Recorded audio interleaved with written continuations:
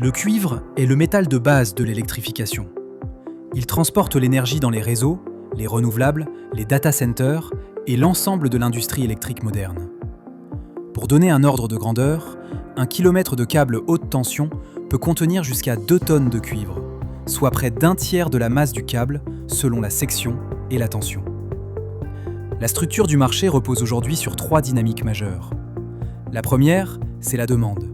Elle s'accélère, portée par 2 moteurs, les véhicules électriques et les data centers, dont la consommation de cuivre progresse à un rythme inédit. La deuxième, c'est la production.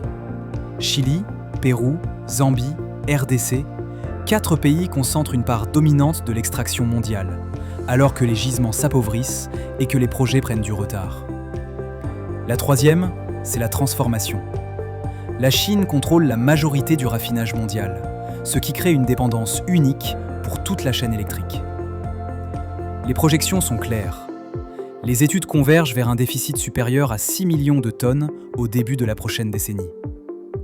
Dans ce contexte tendu, le cours du cuivre a déjà gagné près de 40% en 2 ans, jusqu'à flirter avec les 11 000 $ la tonne. Les conséquences sont immédiates.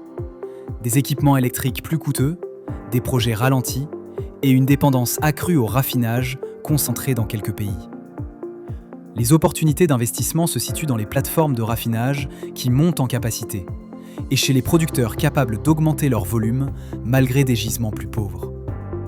Et dans le recyclage, qui prend aujourd'hui une place centrale parce qu'il contourne l'appauvrissement du minerai, raccourcit les délais et restitue un cuivre immédiatement réutilisable avec près de 85% d'énergie économisée. Selon Goldman Sachs, le cuivre pourrait atteindre 15 000 $ la tonne autour de 2035, tiré par une demande qui devrait encore progresser d'environ 40%. Retrouvez le décryptage complet sur Zone Bourse. Le lien en bio vous y conduit.